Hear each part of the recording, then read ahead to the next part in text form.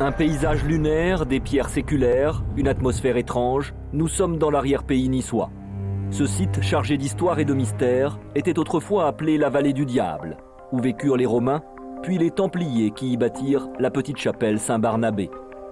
Un lieu étonnant et unique, qui serait depuis des siècles le siège d'événements insolites et inexpliqués, puisqu'ici même, en 1608, un certain Pierre Meunier aurait vu des chariots de feu apparaître dans le ciel du col de Vence. Alors énigme ou hallucination?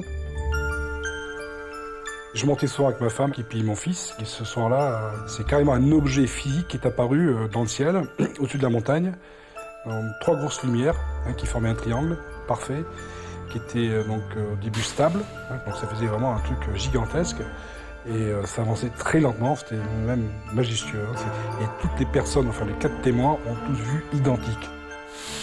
Depuis cette fameuse nuit de 1994, Pierre Big s'est passionné pour ces mystérieux points lumineux aperçus dans le ciel du col de Vence. Et quand il y a eu cette apparition, il y a eu un silence total. C'est un silence qu'on appelle, nous, on va dire un silence de mort, quoi. C'était un silence de cathédrale même, à la limite. C'était vraiment surprenant, parce que le silence plus ça, c'était... on savait pas quoi dire, quoi. On contrôlait plus notre corps, on n'était plus maître de soi-même. Ça s'est dématérialisé, en fait. Voilà. Le truc a disparu comme ça sur place, sans faire le moindre bruit, sans laisser la moindre trace. C'est vraiment le truc de science-fiction qui devenait réalité, et qu'on ne rêvait pas, quoi.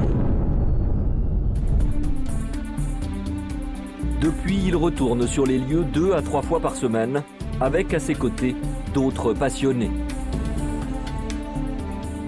Ils n'ont plus qu'une seule obsession, comprendre. J'ai expliqué ce que j'avais vu à des scientifiques, à des gens, à des astronomes professionnels. Personne n'a pu me donner une réponse. Donc je me suis dit, si ces gens-là, entre guillemets professionnels, ne comprennent pas ce que je suis en train d'expliquer, alors moi, il faut que je sache. Manifestations atmosphériques, engins militaires secrets ou ovnis. Pour éviter toute confusion et ne rien laisser au hasard, il vérifie chaque soir les heures de passage des satellites dans le ciel. La traque à la moindre information se poursuit.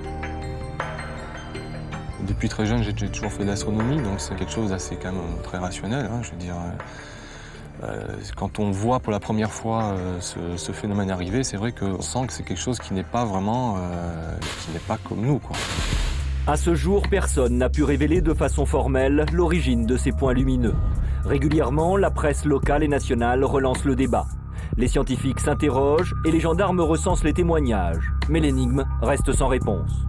Pourtant, depuis 1977, un service d'expertise des phénomènes atmosphériques rares a été créé au sein du CNES, le Centre national d'études spatiales.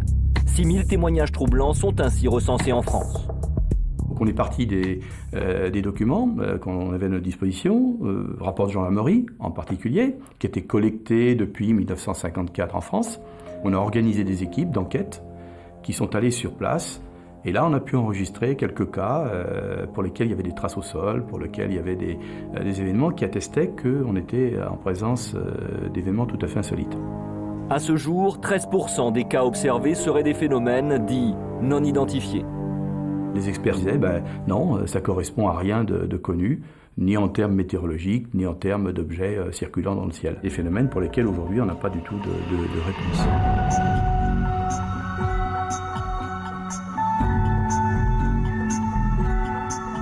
Je dois dire qu'aujourd'hui, malgré toutes ces tentatives, il n'y a pas dans le monde scientifique un crédit apporté à ce sujet. Donc on continue à le traiter comme un sujet mineur de société dans lequel on regarde ça avec plutôt un regard amusé dans le monde scientifique, alors que on a des éléments qui permettent de nous dire aujourd'hui qu'il y a réellement des phénomènes, des objets physiques qui ont évolué, qui continuent peut-être d'évoluer dans notre atmosphère, et cela sans que nous puissions les contrôler.